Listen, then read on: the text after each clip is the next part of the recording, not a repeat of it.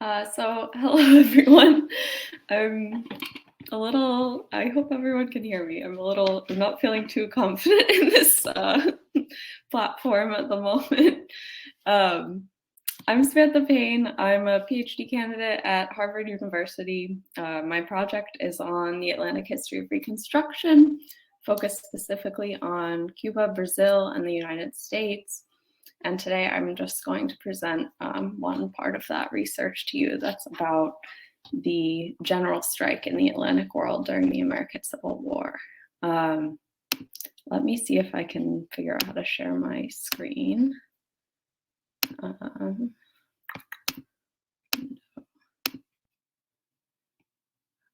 right, is that sharing? Yes, I think so. Okay. So let's start. In July of 1861, the Brazilian ambassador to the United States held an important meeting with Charles Sumner, chairman of the Senate Foreign Relations Committee.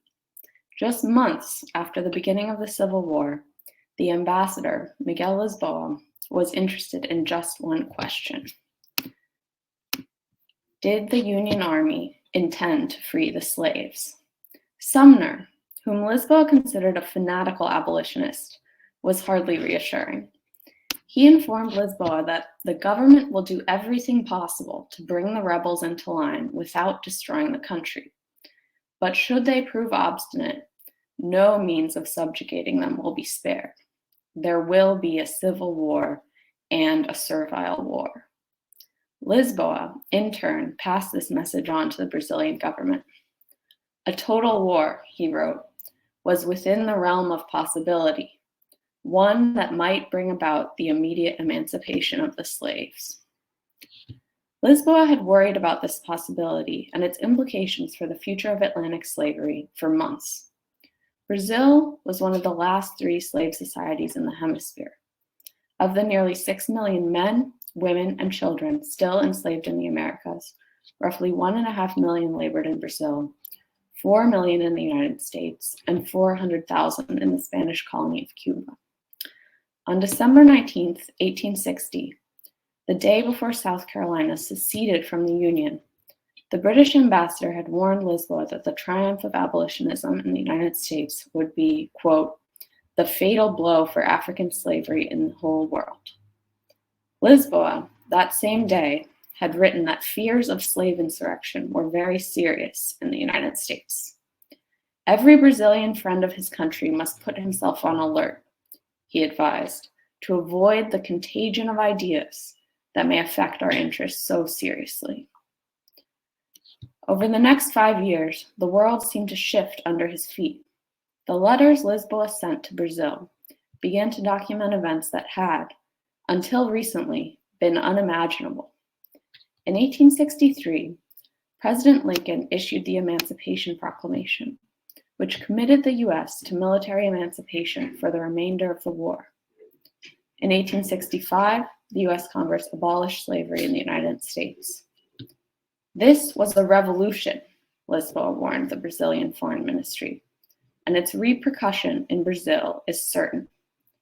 He went on to say that if we do not prepare for emancipation now, when the moment arrives, we will expose our country to immeasurable evils.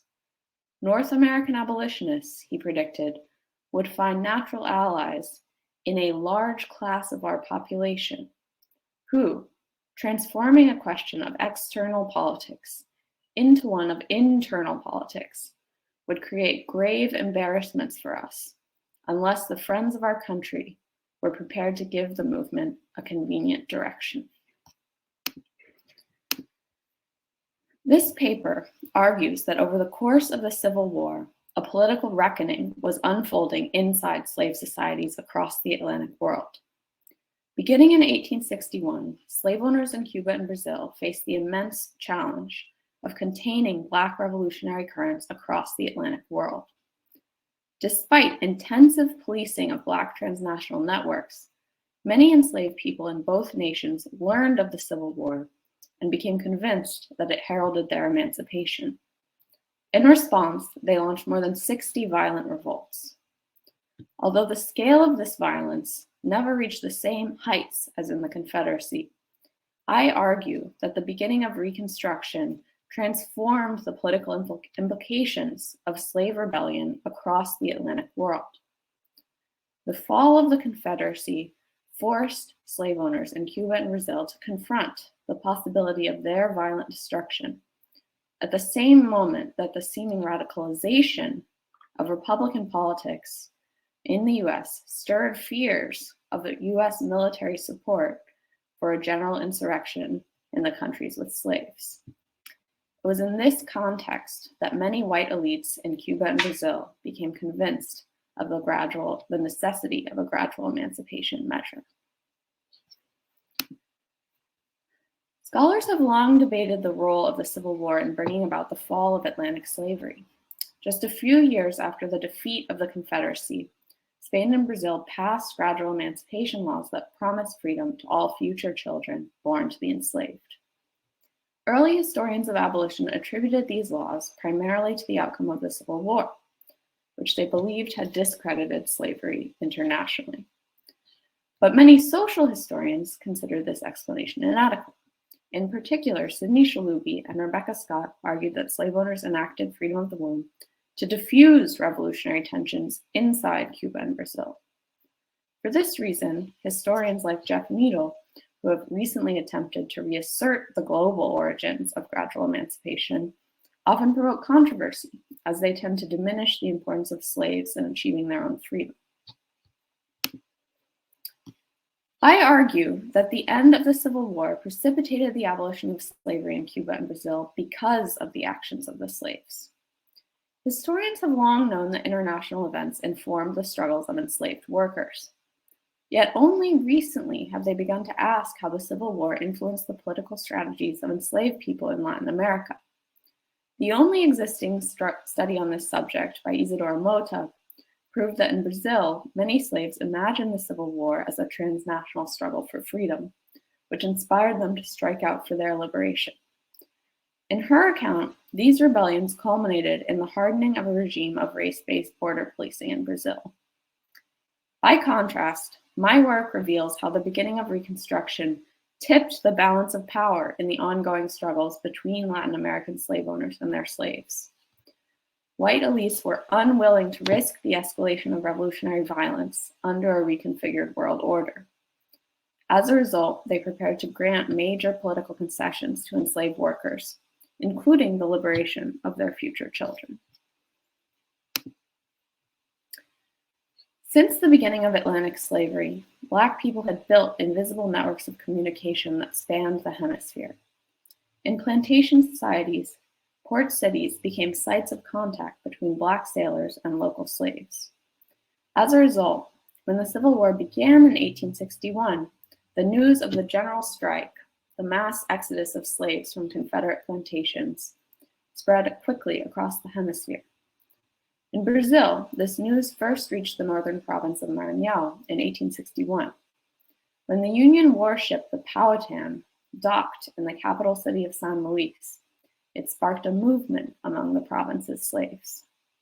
Enslaved Afro-Brazilians began to declare their freedom. Slaves insisted that they no longer had to obey their masters because a US warship was there to liberate them. This movement soon extended across northern Brazil. In 1862, slaves in Pernambuco began burning sugar plantations after they heard news of the growing insurrectionary movement in the United States. Cuban slave owners, too, faced growing danger from this revolt. For them, the threat first emerged in Confederate ports. In November of 1861, the Spanish consul of Charleston wrote to the Cuban Captain General that, quote, "If a slave insurrection should come, we are unprepared to defend ourselves. Many Spaniards living here, accompanied by their children, have come to me, begging for support and protection. Imagine my feelings." The following year, the government began evacuating Spaniards to Cuba. As the American newspaper The Star reported, various secessionist families from New Orleans arriving at Cuba have managed to bring many slaves with them. As a result, the Black Cubans are beginning to learn to sing songs of Lincoln, much to the disgust of their owners. A year later, the Spanish government caught wind of the first slave conspiracy in Cuba inspired by the US Civil War. 6 slaves and 3 people of color were charged with attempting to incite the slave rebellion in the province of Puerto Príncipe. Still, Cuban and Brazilian slave owners had reasons to feel confident. They had, after all, dealt with the threat of Atlantic revolution before. During the 1790s, slave owners had reacted to the Haitian Revolution by imposing new laws to curtail the movement of revolutionary people and ideas across the Atlantic world. Perhaps most famously, South Carolina passed the Negro Seaman Act in 1822, which required the imprisonment of all free Black sailors entering South Carolina. Slave owners in Latin America were inspired by this law.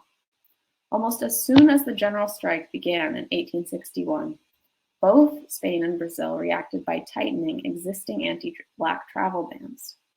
In 1862, Miguel Lisboa began urging the expansion of an 1831 law banning foreign free people from Brazil. As a result, by 1866, the Brazilian government had, quote, closed the door to all Black foreigners. And these notices that you see on my slide went up in every Brazilian consulate in the United States. In Cuba, the government developed a new surveillance system to manage the influx of African American servants. The Captain General began requiring all white refugees to petition for permission to enter the island with any person of color, and he deployed local police to trail African Americans after they arrived. Yet, this intensified border policing did little to stem the tide of revolutionary violence. Between 1860 and 1864, 63 slave rebellions took place in Brazil, several of which were directly inspired by U.S. emancipation. On July 4, 1865, more than 4,000 slaves in the province of Pará struck out for their freedom. These men and women, quote, inspired by the war in the United States, launched one of the largest revolts of the era. In Cuba, too, unrest intensified. Another slave conspiracy emerged in Santiago de Cuba in 1865. According to one newspaper, the Negroes of Cuba know that slavery has been abolished in the United States, and they expect to do the same thing for themselves, unquote. It was at this moment that state officials began to fear, as the Spanish ambassador Gabriel Garcia Tesara put it, a general insurrection in the countries with slaves. Simultaneously, news of radical reconstruction began to reach Latin American slave owners. For many of these men, relationships with Confederates brought these events close to home. After the war, many Southern slave owners fled to Cuba, including secessionist luminaries like General Edmund Kirby Smith, General John Breckinridge, and Judah Benjamin. Jefferson Davis himself visited the island multiple times during the early years of Reconstruction. In Brazil, more than 8,000 ex-Confederates arrived between 1865 and 1868.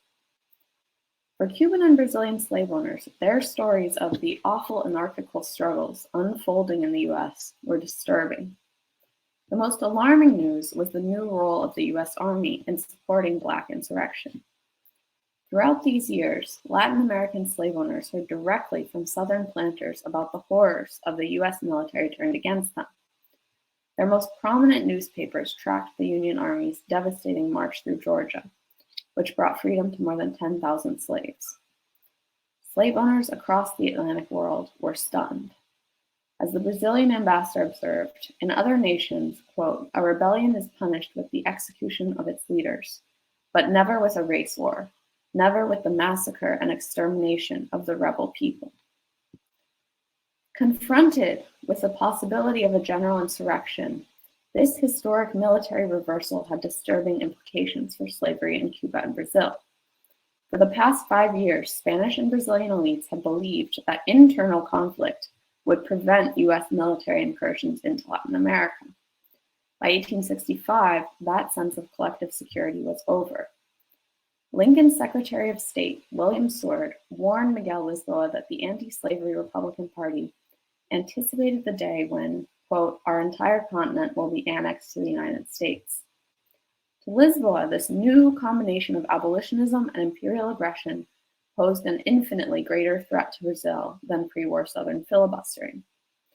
Tesara, too, began to fear Republican expansionism. To these men, it was apparent that slave emancipation in the United States had put slaves in a new position of political strength within their own societies.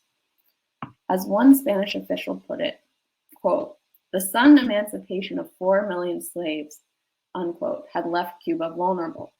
The island was now surrounded by freed people who at any moment might lend a hand to Afro-Cuban slaves and destroy the peace and social order of the Spanish Empire. Over the next year, Spanish and Brazilian officials convened to begin the labor of reform. These men aimed to address the fundamental issues of slavery in the state. How should abolition be carried out? What could be done to protect the interests of plantation agriculture during the transition to free labor? And perhaps most importantly, after the end of slavery, who would be eligible to vote? In both nations, these questions had not been touched since the Age of Revolutions. The beginning of Reconstruction, therefore, inaugurated a political crisis throughout the Atlantic world. For enslaved people and their descendants, no good outcome from this process was guaranteed. The contest over their future place in the Atlantic world was, in some ways, just beginning. Still, one thing was certain. Across the hemisphere, the terms of the Black freedom struggle would never be the same. Right. That is my presentation. Thank you for listening. Ross, you want to jump in? Yep. Sorry, the lighting isn't that great. All right, so hello, my name is Dr. Ross Nedervelt. I am an adjunct instructor of history at Florida International University, and I'm presenting on a portion of my in-progress monograph that explores the role of security and imperial reconstruction in the Atlantic border sea with respect to American and British relations with Bermuda and the Bahamas. Okay, so to begin with, the American Revolution's division of the British Empire transformed the British Atlantic Islands into strategic, political, and military assets to dominate the Western Atlantic and challenge the authority of both emerging and established imperial powers.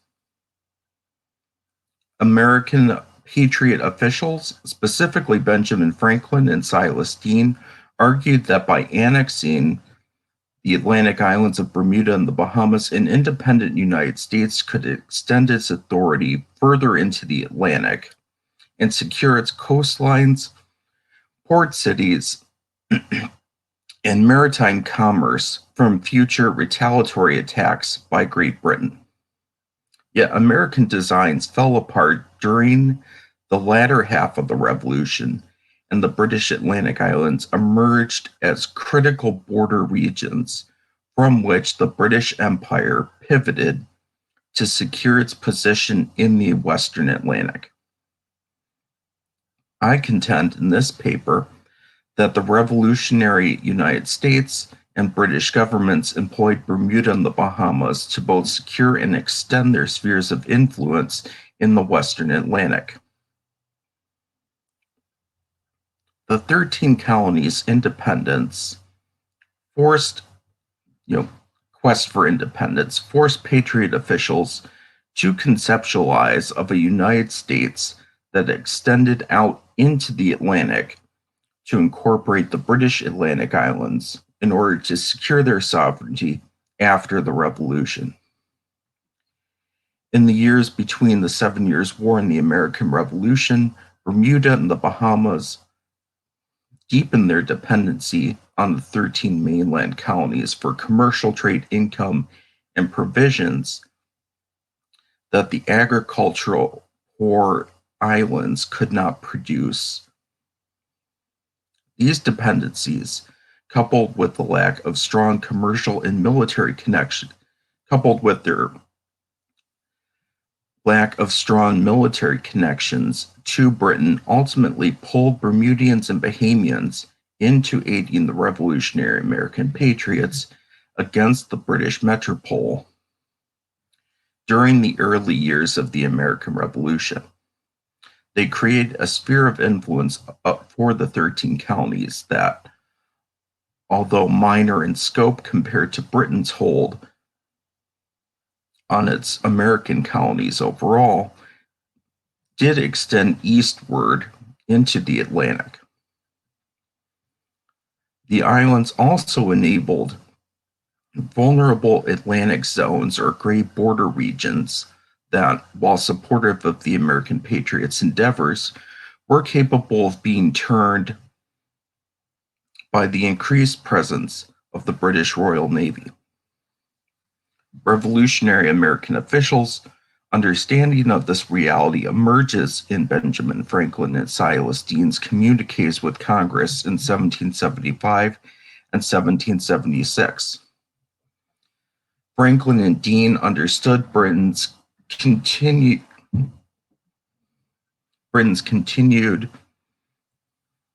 hold in and around the North American continent would constitute the primary threat to an independent United States' long-term security.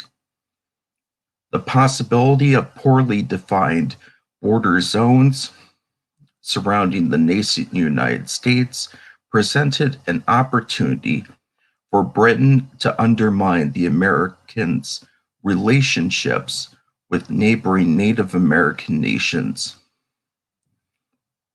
and colonies along their frontiers. Britain's continued control of Bermuda and the Bahamas, Franklin and Deane determined, posed a threat to American merchant shipping and any post-war Anglo-American peace. To deter this outcome, Deane called on the Continental Army to invade Bermuda and fortify it against British attack. In addition to Congress authorizing funds to be approved for the invasion and defense of the island. And this is about 1775, 1776 still. Franklin attempted to win American control of the islands through various treaty and peace negotiations, both with France and Britain during the first half of the war, advocating that the United States held claim to the islands in his sketch of a proposition for a peace with Britain's General William Howe and the Treaty of Alliance of 1778 with France. These fears ultimately came to fruition as Britain attempted to bring Bermuda and the Bahamas firmly in the metropole sphere of influence through strengthening its naval fortifications and exerting stronger political and economic control following the Revolution. The American loyalist diaspora, particularly to Bermuda and the Bahamas, entrenched British loyalty to the metropole, and laid the foundation for Britain to bolster its defenses in the Western Atlantic.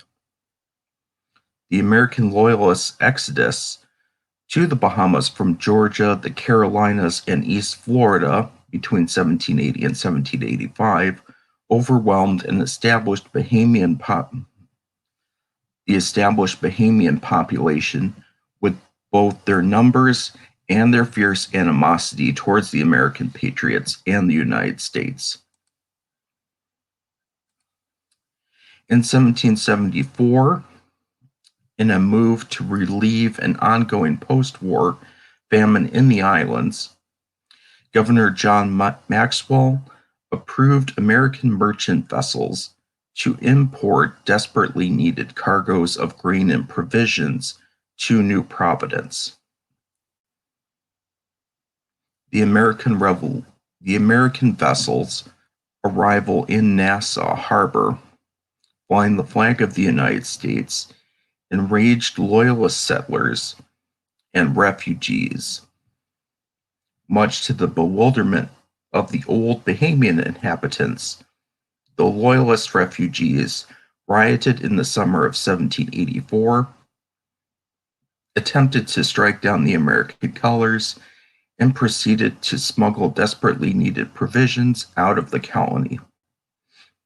An act that challenged both Bahamian colonial government's traditional actions and policies, as well as the United States and its citizens' sovereignty abroad. Loyalist resentment towards the governor began to escalate rapidly, and by the 20th of September 1784, the Board of American Loyalists publicly petitioned George III to have Governor Maxwell removed, arguing that he, quote, oppressed the Loyalists and refused to seize American vessels sailing near and docking at the colony. Despite the settled American Loyalists' fervent support for British rule and disdain for the United States, their new Bahamian home was incapable of effectively repelling foreign attacks. Over the mid to late 18th century, the island's main fortifications on New Providence Island fell into severe disrepair due to limited maintenance funds from both the colonial and imperial treasuries, which enabled 3 successful attacks against the island by American and Spanish forces in March of 1776, January of 1787, and May of 1782. To bolster the Bahamas and defend the new Loyalist settlements, Lord Dunmore, the former governor of Virginia, who replaced Maxwell as the Bahamas royal governor in 1787, spared no expense in improving the colony's defenses following his appointment.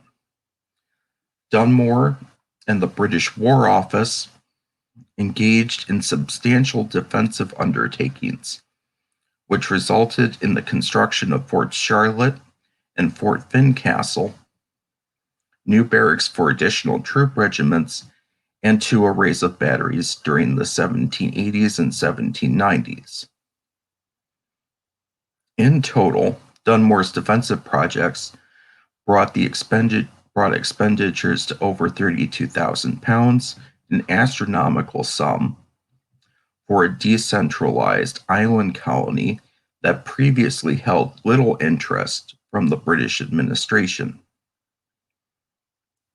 Confident in the defensive strength of the island's new fortifications, Lieutenant Governor John Forbes, who became the colony's acting governor in 1796, following Dunmore's departure, argued that 150 French planter families and their slaves could be resettled on the uninhabited southern Bahama Islands without serious threat to the colony.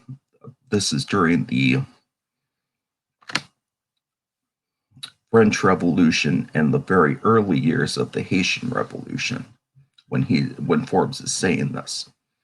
Although the Bahamas' new fortifications never saw action militarily, earning the title of, quote, Dunmore's Folly, end quote, they embody both the British military and administration's post-revolutionary efforts to ensure the British colonists in the Bahamas ensure their loyalty in a border sea region separating the British Empire and the United States.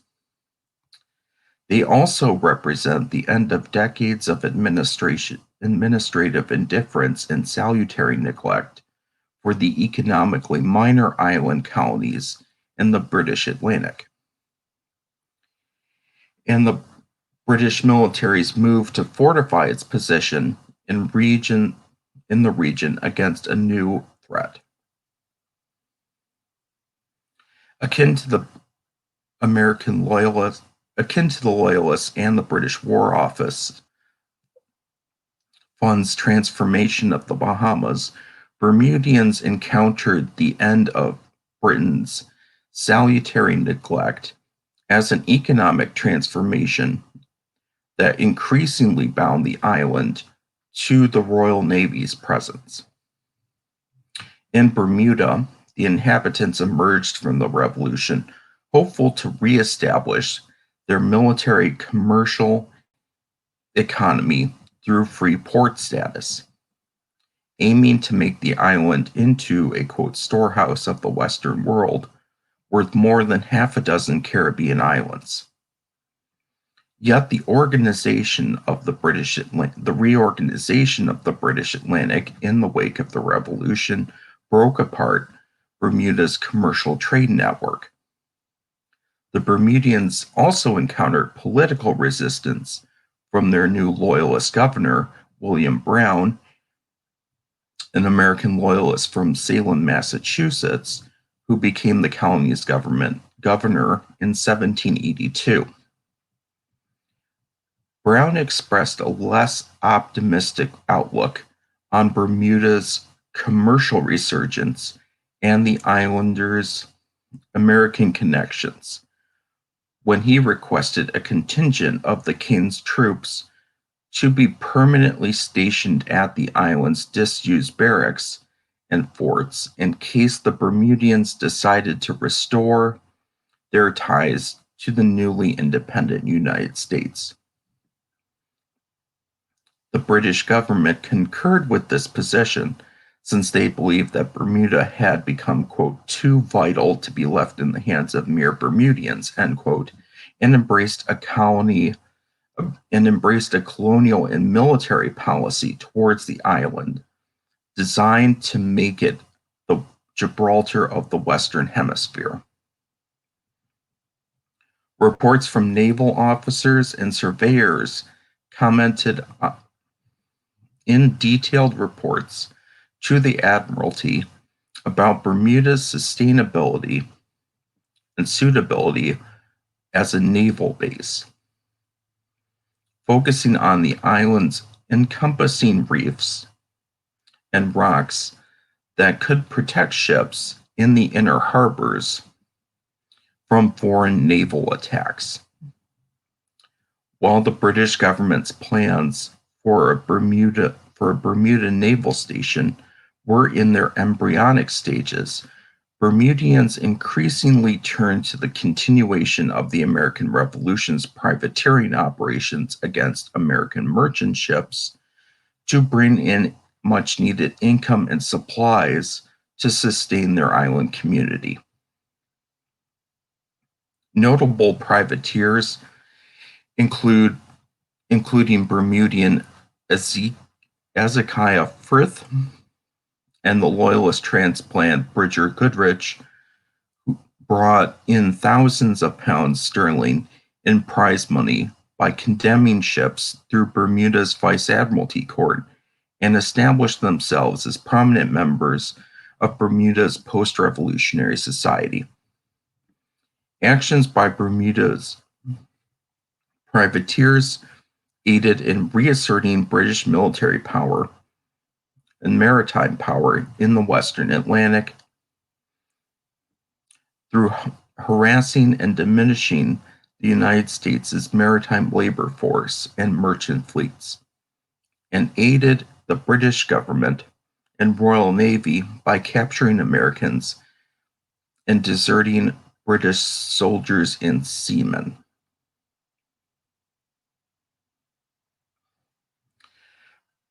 Bermudian privateering, however, was increasingly subsumed by the islanders' dependency on the Royal Navy and the naval station's construction, which began in 1809 for regular income and employment on the island. By 1820, the British government had expanded its initial regiment of British troops into a series of sprawling dockyards, barracks, fortifications, and military storehouses situated across the island. The Royal Navy's fortification of Bermuda enabled British warships to go on to challenge the United States' sovereignty by blockading American trade to its eastern seaports and by launching direct attacks against its port cities and federal capital. This emerges during the War of 1812. When the island's growing naval dockyards and supply depots served as a base of operations from which the British military organized and launched its Chesapeake campaign against Washington, D.C. and Bermuda, or against Baltimore, excuse me.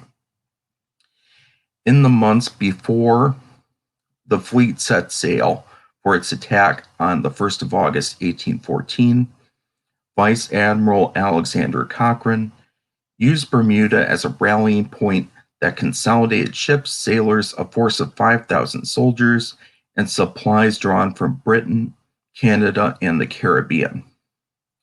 While Bermuda had been central to Britain's intercolonial and transatlantic commerce for much of the 18th century, the War of 1812 emphasized the island's developing role as a center for Britain's naval power in the Atlantic, especially that its, quote, convenient situation contributed to the great measure to the success and activity of the squadron, which have not been equaled at any period of the war, end quote. Following the War of 1812, Bermuda's Royal Navy dockyards and base officially replaced Halifax as the permanent British headquarters for the North American Naval Station in 1818. The Bermuda base would later be expanded to include authority over the West Indies stations, as the island's location proved better situated to counter potential maritime challenges from the United States and more effectively bridge between the Canadian and Caribbean colonies in Britain's Western Atlantic. The Bahamas, in turn, became launching points for British efforts to reassert its influence in its previous frontier territories, specifically in East and West Florida, and encourage the Native American and Black populations now in Spanish Florida and the American Southeast to attack the United States' settlers. Low-level traders and military officials played an instrumental role in encouraging Black and Native support for Britain. Bahamas-based merchants and military officers, such as Alexander George Arbuthnot and Captain George Woodbine and Lieutenant Robert C. Ambrister, who fostered commercial and political relationships with the Seminole and Creek nations, agitated them against the American settler populations of the U.S. Spanish Florida borderlands. After the War of 1812's conclusion, Woodbine and Ambrister used the promise of British support as a motivator in their efforts to influence the natives against the United States and project the image of British authority back into the southeastern U.S. Woodbine and Ambrister claimed they constituted part of a coming British force that would aid their Native American allies in regaining their ancestral lands, and Arbuthnot acted as a petitioner for American, British, and Spanish officials on behalf of the Black and Native peoples of the Florida frontier. Acting as traders and agents for the Pat and Leslie Company, Woodbine and Ambrister supplied Black and Native agitators, resistors with guns, gunpowder, ammunition, the primary purpose of maintaining the British Native American trade in furs and deerskins. This also held the secondary purpose of simultaneously supplying the natives with tools of active resistance to American frontiersmen and military forces, pushing westward in the American Southeast. Seminole raids against the American settlers hoped to unseat them from occupying native lands. The Seminoles' hostile actions, however, resulted in General Andrew Jackson and the U.S. Army's invasion of Spanish Florida in 1818. Jackson's invasion captured, court-martialed, and executed Arbuthnot and Ambrister on the 29th of April, 1818. Their actions ultimately led to the annexation of Spanish Florida by the United States in 1819 to establish order and deter foreign agents from continuing to instigate the region's Native American and Black populations against the United States. American intervention in Spanish Florida brought an end to Britain's attempts to reassert control over the United States and began the development of an American foreign policy intended to resist European interference in the Western Hemisphere. With American military intervention into Spanish Florida endeavoring to embrace the gray areas separating the United States from European colonial powers in North America, Britain's Black and Native allies found themselves abandoned. Facing the prospect of the coming onslaught of land-hungry American settlers, Black Seminole tribes in Florida turned to the Bahamas as refuge. In late 1821, two separate contingents of Black Seminoles journeyed to the Bahamas, seeking sanctuary. The first, a small 10-man group that landed in New Providence, but were forced to return to Florida by Bahamian authorities, and the second, a larger group of Black Seminoles who departed from Cape Florida. This larger contingent of refugees determined to avoid encountering the Bahamian government and chose to establish permanent settlements on the Bahamas' uninhabited Andros Island, where they remained unnoticed until the late 1820s. In these instances, the impact of British influence through the Bahamas drew former Native and Black allies directly into the British Empire's territory as they sought safe refuge from the United States' expansion and annexation of neighboring gray border regions on the mainland.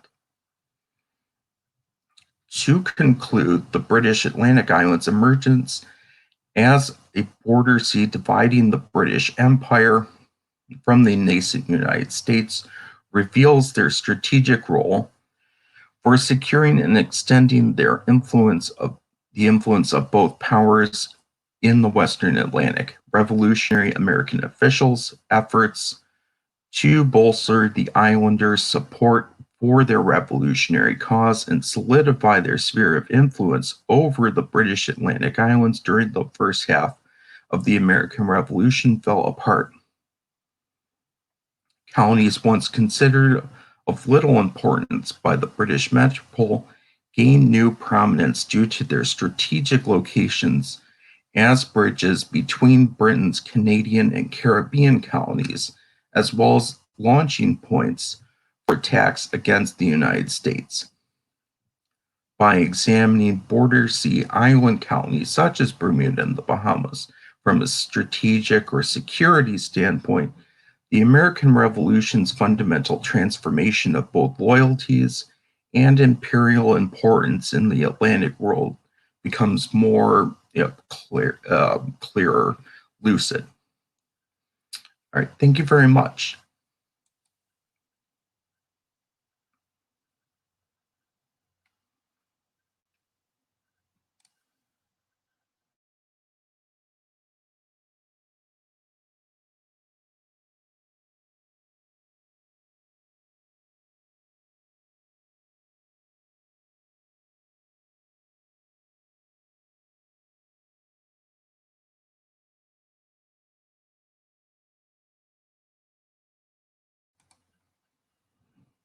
I guess Andrés is next, if he's still here, or is that in fact you, Anthony? No, he is. There he is. There we go. Hi everyone. Sorry about the technical snafu this morning.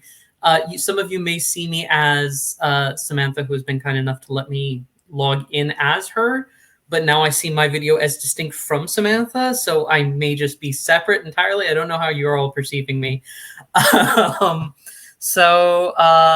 Well, good morning, everyone. I'm really excited to be here and share some of my research with everybody. This has been a really fun thing to research for me because it is a spy story, and I think we all love spy stories. Basically, I'm going to start by just explaining an anecdote to you and talking about some of my research, and then close kind of connecting it with the broader historiographical arguments that I see my work kind of speaking to. And by the way, I'm Andrés Pertierra. I'm a third-year PhD student in Latin American and Caribbean history at UW-Madison.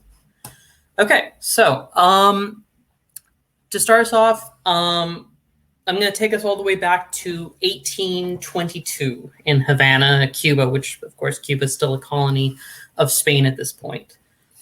On January 5th, 1822, an American planter, diplomat, spy, and he would eventually become Secretary of War, named Joel Roberts Poinsett arrives in the city on the U.S. frigate John Adams. He would leave less than a week later on January 11th. This is about a less than 1 week trip, which is, as far as I can tell, perhaps his only trip to Cuba. Poinsett had distinguished himself in the previous 20 years as a key diplomat representing the United States and agent of various kinds, representing the United States interests in Spanish America as it fought to become independent. The U.S. diplomatic corps was still not professionalized, so they were really grabbing anyone they could who had some wealth to finance their own trips and who spoke languages, and Poinsett happened to be fluent in many languages, including Spanish. Poinsett was returning from a trip to Mexico, where he'd spent several months touring the country of then the Empire of Mexico under Agustín I, Agustín Iturbide, because he was sent on a mission by the U.S. government to examine whether or not the conditions were ripe in Mexico to recognize it as an independent state from Spain. In his book, which he publishes in 1824, a year after his trip to Havana, he wrote a book titled Notes on Mexico, made in the autumn of 1822. The real title is much longer, as befits a 19th century text. He describes his brief, and so in this book, which is like kind of his notes on what he saw, he talks a bit about his trip and mentions visiting a Creole gentleman, that's his term for it, on January 6th, and that this Creole gentleman let him use his carriage to go around town, that they visited the estate of the Bishop of Havana, and fills his notes about the succeeding days with statistics about the town, his political analysis of what's happening in Cuba at the time, that there's a pro-independence faction, that there's a pro-loyalty faction, and he concludes his reflection on what's happening in Cuba by noting, quote, Cuba is not only the key to the Gulf of Mexico, but of all the maritime frontier south of Savannah. And some of our highest interests, political and commercial, are involved in its fate. We ought to be satisfied that it should remain dependent on Spain, or in good time, be entirely independent of every nation. Now, why does this episode matter? Why am I starting with this story?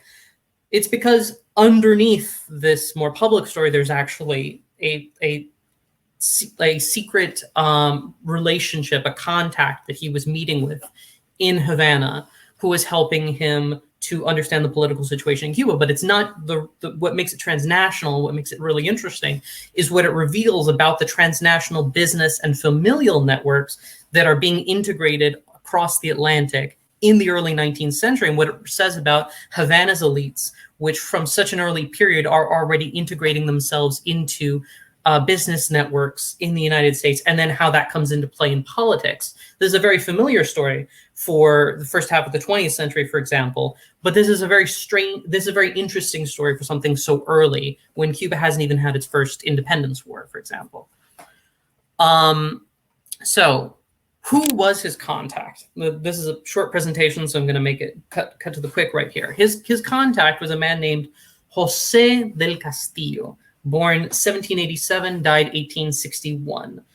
Now, Castillo was a Havana-based Cuban merchant and the co-owner of Castillo and Black, whose other co-owner, Francis Charles Black, was from Charleston, South Carolina, a merchant who specialized in the U.S. trade with the Caribbean. Now, this is important because Poinsett, the American spy, is also from Charleston. And if you look at the registries from the 19th century of who lived where in Charleston, they were neighbors. I've actually visited Black's house, which still survives. Poinsett's house, unfortunately, was burned. It appears to have been one of the many houses in the historical district burned by the Confederacy as they retreated after the Union was poised to take the city of Charleston. Anyway, Castillo was educated in Baltimore, Maryland. He returned to Cuba in the 1810s and played a minor role in an annexationist plot by José de Arango, who was a member of the elite Arango family in Havana. By the early 1820s, he had become a regidor, so city councilman on Havana's ayuntamiento, so city council. Sorry, it's cabildo, it's city council. He was related by blood to the Núñez de Castillo family, which had a very important noble title, and related by business or blood to many of the city's most illustrious families. And his sister Carlota had also married into the family of Santiago Drake. The Drake commercial house, originally English of extraction, was very wealthy and prominent in Havana's high society.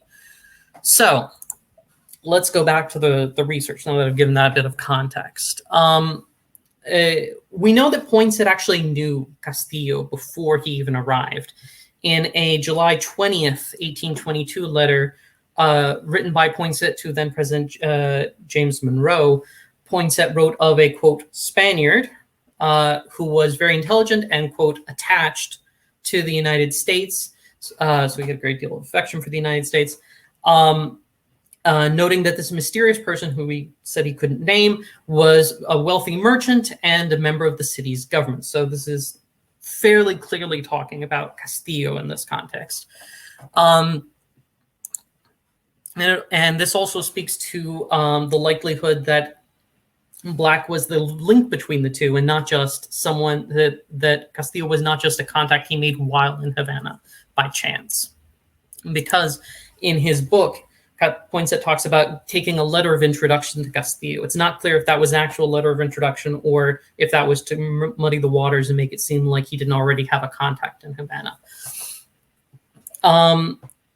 Castillo was also popping up in the correspondence of the U.S.'s de facto consul in Havana. At this point, the U.S. is not really allowed to have consuls in Cuba by Spain, but the U.S. keeps sending de facto consuls who keep getting expelled. And so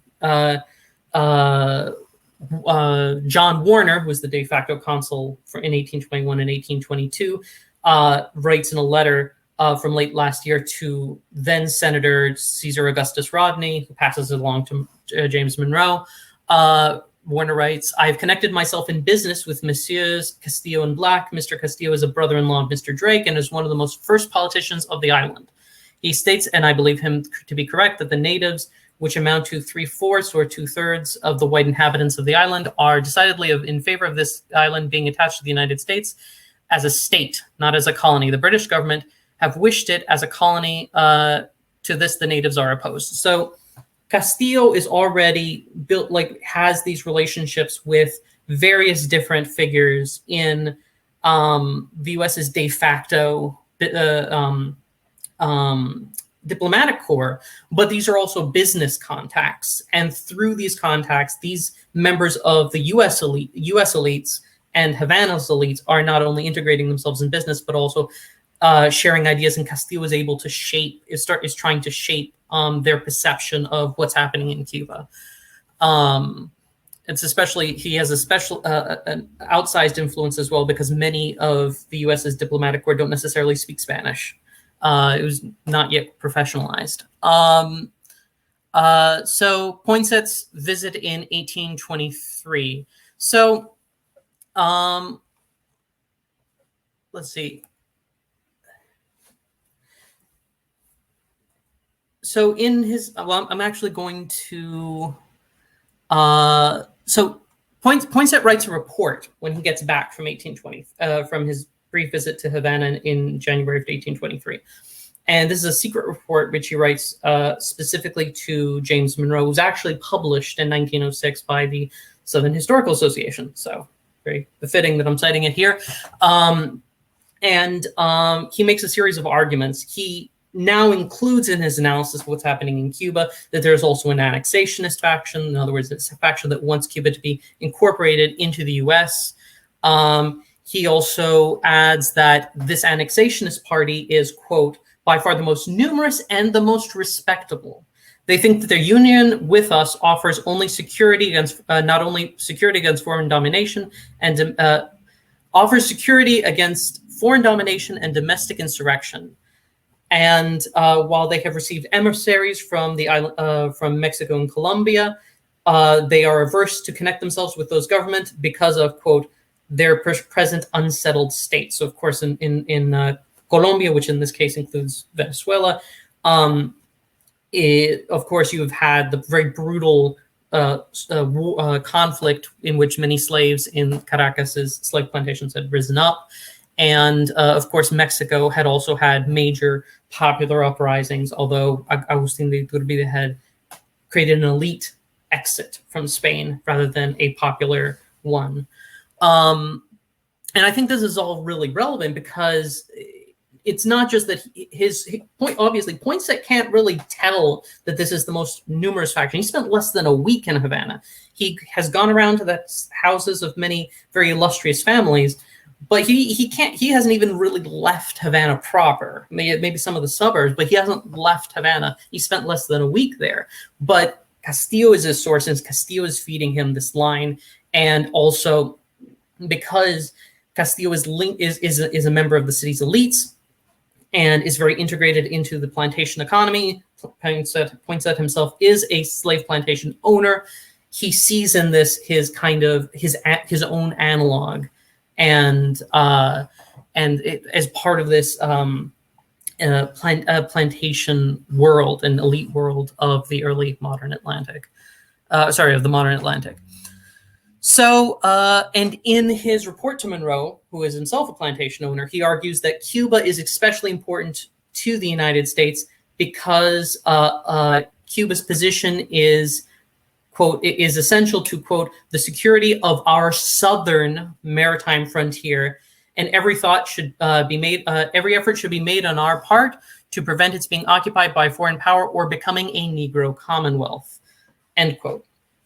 And I think it's Cuba is obviously a geostrategic interest, but I think that's really relevant that Poinsett here is, again, as a plantation owner, writing to another plantation owner, emphasizing that this is a threat to the southern maritime frontiers, the danger that he's emphasizing of a Negro Commonwealth. He's really like he's trying. This is really relevant to him and his interests, but it shows that he's writing to someone else for whom it is very relevant to Monroe's own interests as someone from the southern slave-owning part of the United States. So I don't have a ton of time left because partly because of the technical snafus. So in order to not eat into Professor Keane-Dawes' time, I'm just going to kind of run through some of the more letters that I analyzed during this period. So Castillo later in a letter which basically points at in April and May of 1823 begins to write in alarm about the situation in Spain. The French are invading liberal Spain to restore absolutism, and Castillo is very alarmed about that situation. And at the same time, and is writing letters to Poinsett then passes the letters themselves, revealing his source to Monroe, and suggests that Monroe listen to Castillo as a source on what's happening in Cuba.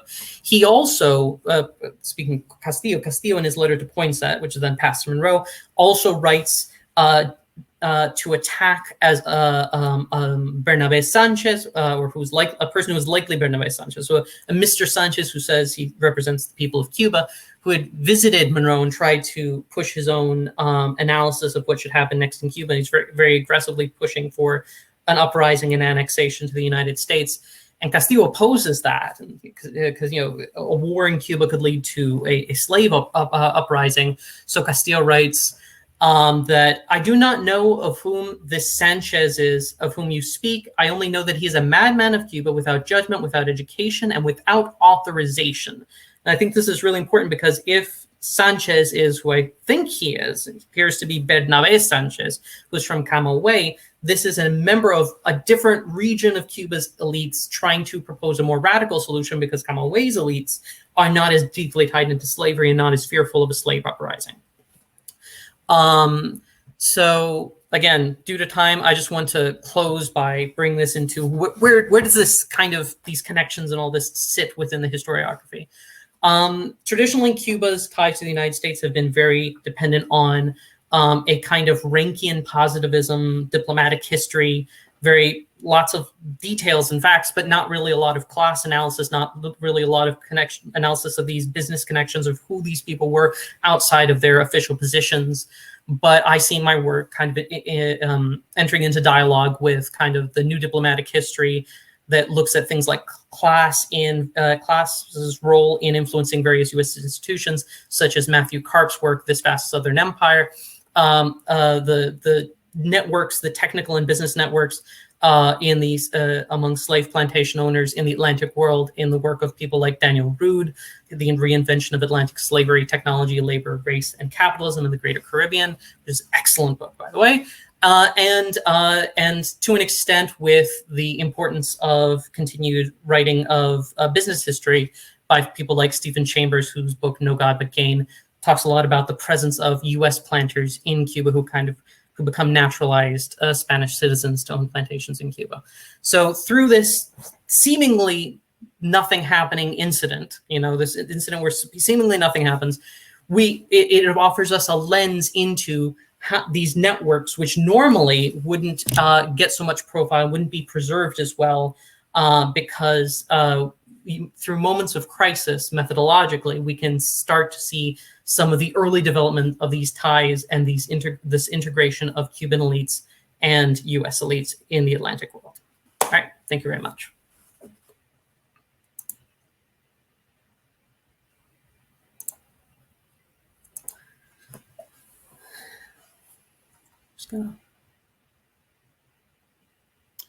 All right. Hopefully everybody can hear me. Good. Yes. Thank you all for your patience. A lot of technical difficulties, but we're here. My name is Anthony Keane-Dawes. I was the chair of this panel. And because I'm kind of looking at the time, and I wanted to propose something to the rest of the presenters and people in the audience, because I know this session ends at about 11:45, and then lunchtime. If people wanted to stay a little bit to take questions, especially for those who were here and have been patient, I think we, first 10, 15 minutes, 20 minutes trying to figure out, right, the situation. So I don't know if the presenters are okay, willing to do that, so I could stay till noon. from Sam?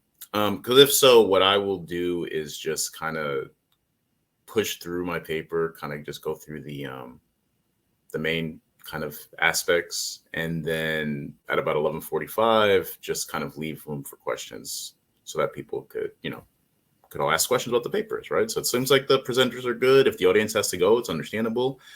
But yeah, so let's go, right? I'm Anthony Keane-Dawes. I'm a history instructor for the Opportunity Scholars Program at the University of South Carolina, where I also obtained my PhD.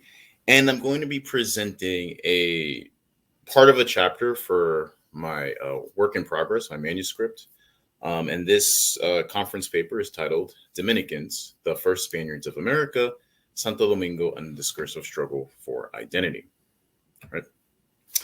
So on the 16th of February, 1830, Haitian President Jean-Pierre Boyer issued a proclamation addressed to the inhabitants of Santo Domingo. In response to the Spanish crown's claim to Santo Domingo, right, Boyer proudly proclaimed, quote, "The response of this petition could not be doubted. Santo Domingo derives naturally from our Constitution of 1806, close quote."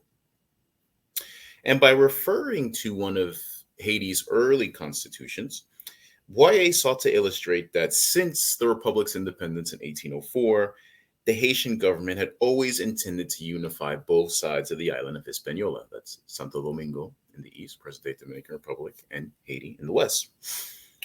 Boyer grounded his argument not just in the Treaty of Basel, which had transferred Santo Domingo from Spain to France in 1795 during the Haitian Revolution, but later fighting against the French, the War of Independence that tried to reestablish slavery on the island.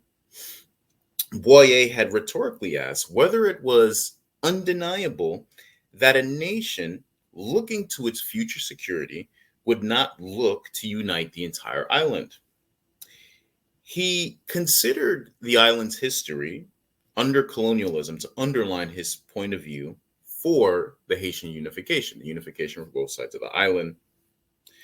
So in Boyer's eyes, the French and Spanish, two colonial slaveholding powers, could not coexist in peace and then went to war during the Haitian Revolution. So how would such a case bode for two governments as different as Haiti and Spain? Boyer's proclamation, however, assured Dominicans of their place in the Haitian Republic and the defense of Santo Domingo as a part of Haiti against Spanish aggression. And so by justifying Haitian claims to Santo Domingo, Boyer and pro-Haitian supporters in Santo Domingo contended directly with rhetoric by supporters of Spain within Santo Domingo that depicted this unification as an unlawful foreign occupation. Haitian claims captured Dominican dissatisfaction with Spanish rule in and of their choice for independence and Haitian rule over Spain, right? Choosing not to continue as a Spanish colony. As a result, the Dominican royalists, as I refer to them, responded by emphasizing their support for first Fernando VII, Ferdinand VII, and later his daughter Isabel II, claiming to represent Santo Domingo's population at large. This active rewriting of the past and interpretations of these events leading up to the Haitian unification in 1822 served to convince Spanish officials to wrestle control of Santo Domingo from the Haitian Republic. And with the conflict between Spain and Haiti possible, it was imperative that Dominicans fleeing Santo Domingo to places like Cuba and Puerto Rico to prove their loyalty to the Spanish. And as a result, both sides contended whether Haitian rule was in fact a popular act of Dominicans who had appealed to Boyer in the 1820s, or an act of occupation as depicted by Dominican royalists and loyalists who fled, right?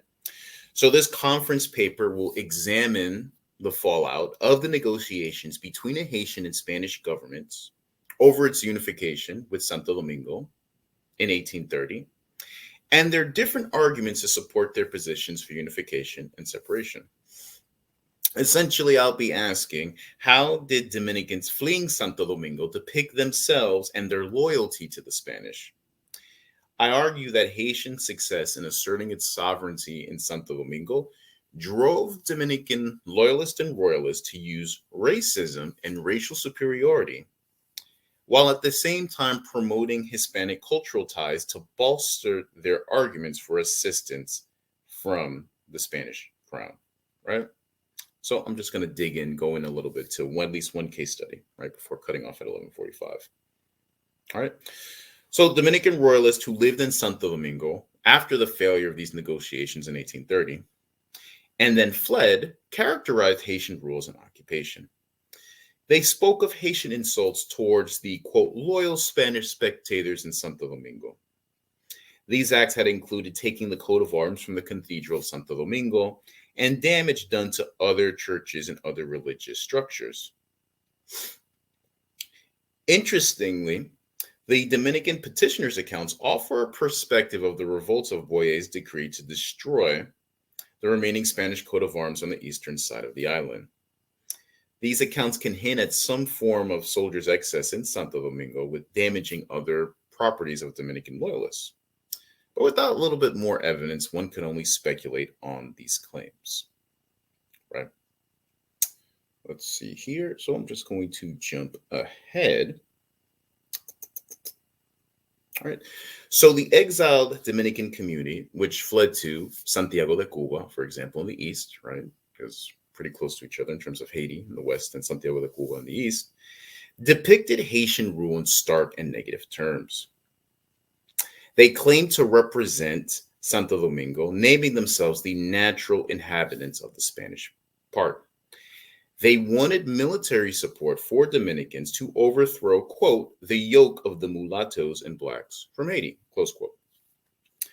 The petitioners blamed the leadership of the previous leadership that had led Santo Domingo to its first independence and accused Dominican leaders who had been in secret agreement with Boyer, while at the same time underlying their continued loyalty to Spain, right? And they did so by emphasizing their innocence at Haiti's or the Haitian entrance into Santo Domingo, noting that it surprised the nation of, quote, love and loyalty to their sovereign, right? At this point now it was Ferdinand VII and now Isabel II, vis-a-vis the Haitian government's domination. Right? They believed that Haitian rule had reduced Dominicans to the most severe slavery, and the Dominican loyalists, desired to liberate themselves from the brutal domination. Right? And note that to express the cruelty that they suffered under Haitian rule, they turned to what to them was the worst thing imaginable, chattel slavery. And what they desired from Spain was to restore Spanish rule under Isabel II, right, who was the current sovereign in Santo Domingo. Kind of noting the irony that when the Haitians entered Santo Domingo, one of the first things they did was end slavery, right? A little bit of irony in there, at least for me, right? And then kind of sort of one last thing here to cover, right, before we kind of open it for questions, right? So Dominican royalists combined their loyalist pleas, right? We didn't know that the Haitians were going to come and it was someone else who led to independence, with racist arguments, right? Kind of alluded a little bit to that earlier. And they did this with the notion of projecting Haiti as a menacing threat to Spain and its colonies in the Caribbean, right? Cuba and Puerto Rico. And they called for the Spanish protection from the, quote, ferocious Ethiopians of the French colony, right? And this was something in 19th century that black and white contemporaries either used Ethiopia or Ethiopian as a synonym for black, particularly when speaking of people of color in the present, right? And they used this to underscore the concept of an embodied threat, right? By presenting them as French Ethiopians, the Dominican petitioners presented them as being both different and dangerous. They criticized the Haitians as, quote, men without character, attributing it to their time in slavery in Saint Domingue. And then lastly, they warned how the Haitian president, Boyer, was, quote, a bad example for those of color in the other Spanish Antilles and the French, right? Alluding to the symbol of Haitian sovereignty for enslaved and free people of color. The Haitian unification was a dangerous movement that could spread to Caribbean colonies with plantation slavery. And I believe that the petitioners played on the fears of slave insurrection by Cuban planters and Cuban officials and sought to capitalize it in order to sway the Spanish to invade Santo Domingo and retake its former colony, right? So I'm just going to end here for time. Right? Thank you all for being patient. And now we can open it up for questions and from the audience, and people can answer. Thank you.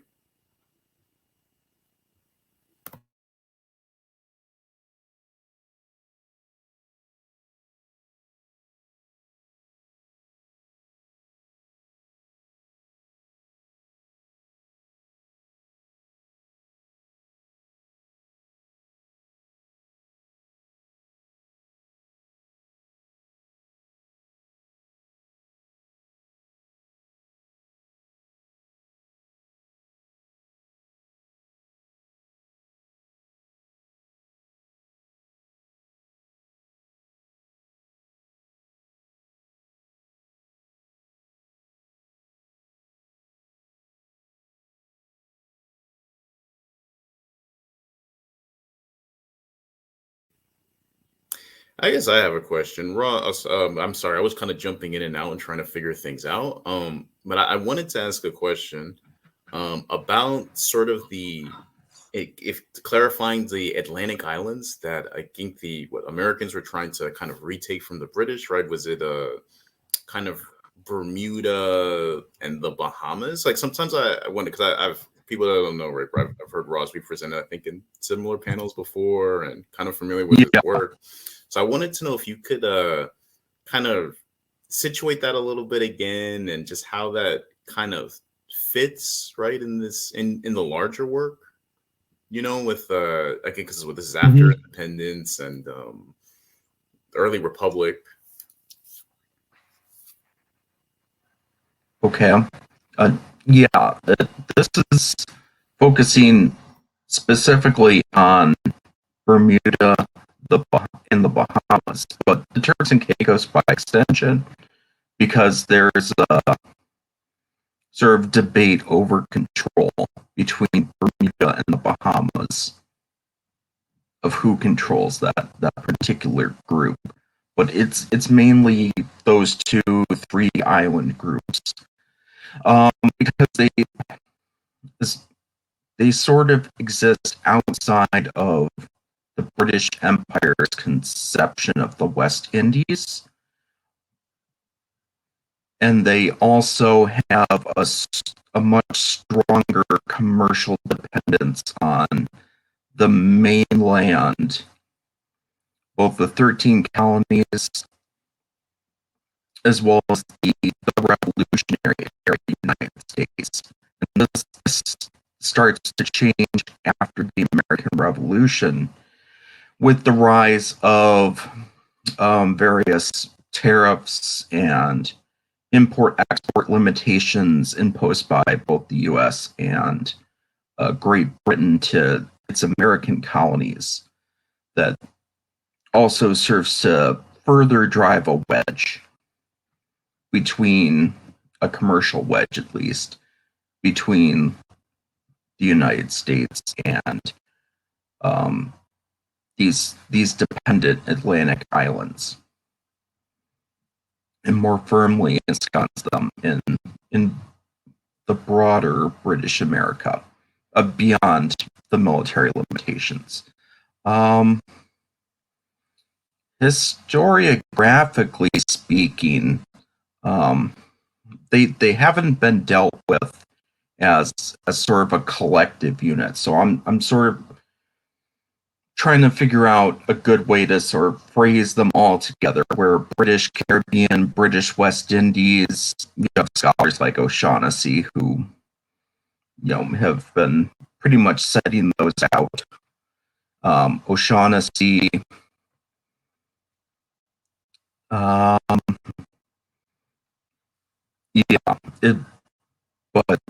with regards to Bermuda and the Bahamas, they're more the subject of specific histories. It's not that sort of collective group of a collective grouping examined by historians of the American Revolution. So I'm sort of fleshing out like how to exactly phrase them as a distinct group.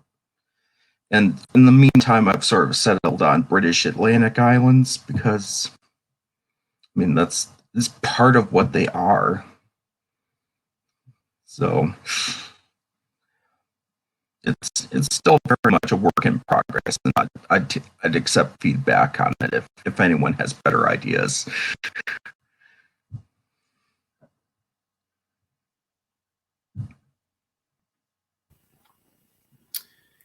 So, Andrés, I had a question for you too, and I'm not gonna lie that I also, for you and Sam, I kind of queried. I went back to your profiles on your website, to get more information. So I saw that you had specialized in sort of Marxist historiography, and then I heard you kind of mention kind of the class differences, and I'm kind of agreeing with you what you're saying about the how the treatment between the diplomatic history has been treated.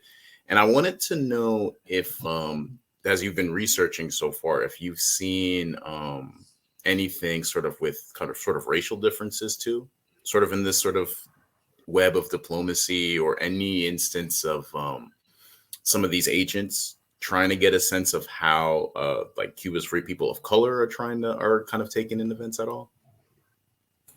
Sure, that's a really great question. And in my work where I have more time to expand, one of the points I make is specifically because he is a slave owner, he's not like, there's no sign he even tried to talk to anyone who is not a member of Havana's white elite specifically. He's not like, I think there's occasional references to the poor whites as a political group, but people of color, free or unfree, are not even treated as a political category outside of the possibility that there is a Negro Commonwealth that they could create.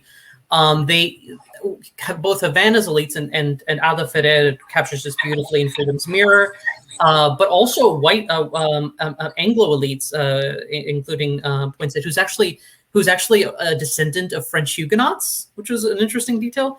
But anyway.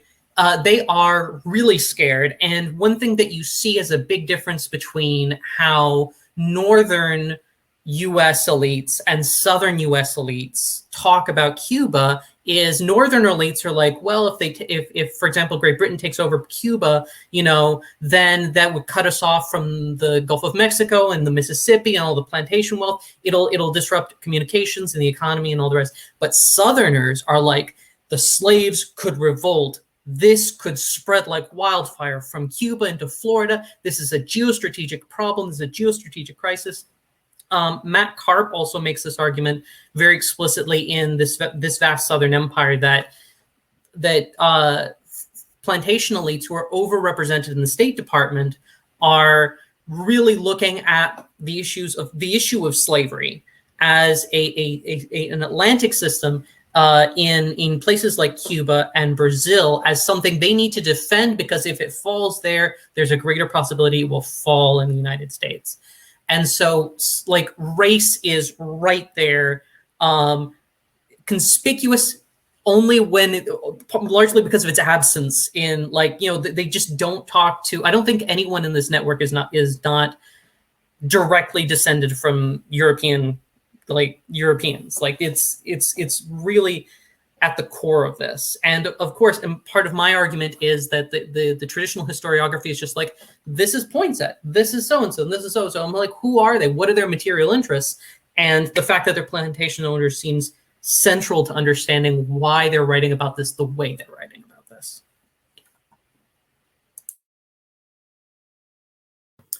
because there definitely is a lot going on and a lot of different connections. I'm glad to kind of hear more. It's so hard with a conference paper. You only could do so much of a snapshot. So Sam, I've got a question for you too. And this is also kind of like with Roz, because you were the first paper, so I was jumping a bit of around. But I know that you've also kind of been working on this and even had, something coming out in past and present next year, just from your bio. So congratulations for that. Thanks. And I kind of wanted to know, and kind of just based on the parts of the presentation that I heard, this sense that news is traveling about the Civil War into Brazil, and I'd imagine, I guess, Cuba too, and the threat to, I guess, slavery, right? Kind of pro-slavery politicians and arguments. And I wonder if maybe, I don't know if you had hit this on the conference paper or maybe in your larger work, if you had come across or are coming across sort of the diplomatic intrigue side. So like, my understanding is that the French, Maximilian in Mexico and the British kind of looking and relying on cotton, and even just the sense that some people are, rooting for slavery to succeed, right? Slavery is not necessarily something that's going to die. Is there any sense that the pro-slavery politicians and supporters kind of have that grasp and are kind of thinking about it too, even though the Civil War is like, and other things for the end of slavery? So you mean sort of expecting throughout the war that that slavery won't end, or do you mean like because there are these other diplomatic intrigues going on, for instance, in San Domingo and in Mexico, that they're like they're in a new position in the diplomatic scene? Sorry, I just want to make sure I understood your. Yeah, I guess more of the first part, because I got a sense, and again, remind you, I was kind of jumping in and out, that they had a sense that slavery, this is a real threat to slavery. Yeah. But I wanted to know if is it kind of more teleological, us kind of looking back, or was there still a sense that slavery could continue? Okay, that's a great question, and it's actually something I get much more into in the actual work. I think that they don't think slavery is going to fall really until like late 1864 and 1865. Like they still have a really strong sense that the institution is, has a long-term future.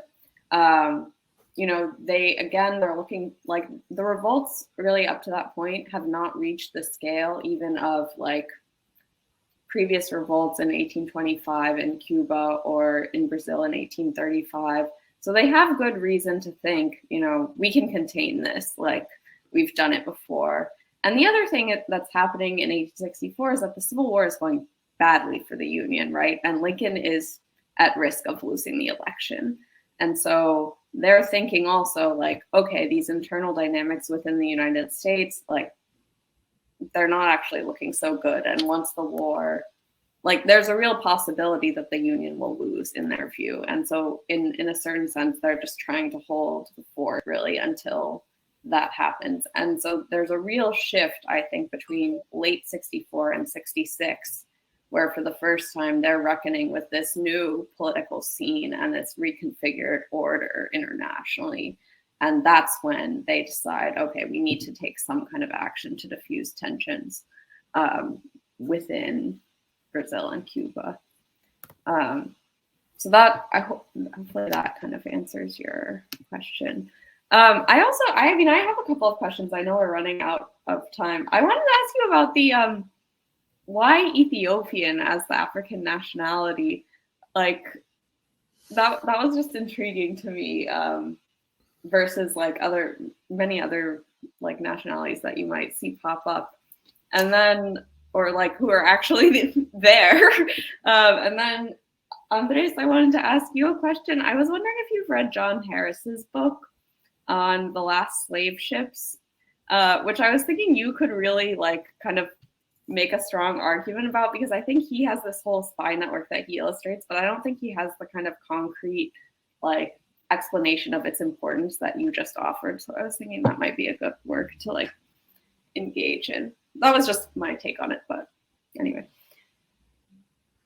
Yeah, no, so that is a good question. I actually had to because when I first came across this, I actually had to like do some reading, and there was I don't remember the name of the work. I actually had to like, I think I found it reading through Ala Ferrer and then finding the work that she cited. But Africa, sort of in a generalized sense, was appropriated by Boyer and the Haitian government officials in a sort of a positive sense, kind of looking at Africa and sort of, I guess, Black Atlantic rhetoric. And it was also kind of happening, I guess, in the U.S. too during the early Republic, right, with some of the churches that were sprouting up. But I guess the best, I was only able to get that that's more of like an insult. Maybe it's invoking on maybe sort of biblical senses of Ethiopia being in the Old Testament kind of thing. But in terms of why they would have that in particular, not sure. But I do know that it is meant to just depict, like, basically dehumanizing people of color. And it's interesting, so I can't cover this. I didn't cover this in the conference paper. But you're at a point now where the previous 5 or 10 years before, these loyalists leaving Santo Domingo, they're always careful to include people of color who are culturally Spanish, right? Which is, you speak the language, they're Catholic, as a part of like kind of saying, hey, we want Spain to come in. And I get to a point in this paper where, because it's very clear, it's more and more clear that the Haitians are going to stay, and the Spanish, for different reasons, just aren't going to go ahead and invade, that it's just more like, okay, now you're just like the Haitians, and there's no cultural distinctions anymore. It went from being sort of cultural, you can say ethnic distinctions, to just being racial distinctions. So that language, I've only kind of found it at that point. Earlier, it's That's just fascinating. Yeah, that they're barbaric, they're irreligious, and I had one instance of a slave saying that he wishes he was back in slavery, which kind of blows your mind. What? No. But it's like, and it's italicized too in the document. So they wanted to emphasize that. But that's all I've been able to get so far on that. Super interesting.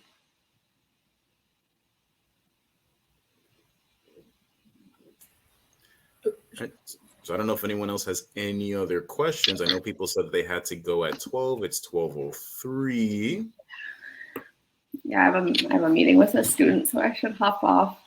But it was a total pleasure to meet you guys and to hear about your work. So likewise, and thank you for. I'm sorry again, everybody, for the technical difficulties, and we were working behind the scenes to get this to work, and Sam being amendable, letting Andrés kind of hop on her username, right? That's all for me. So thank you, everybody. I'm glad it all worked together now. Yeah. Good job. Go all right. Take care, everybody. Take care.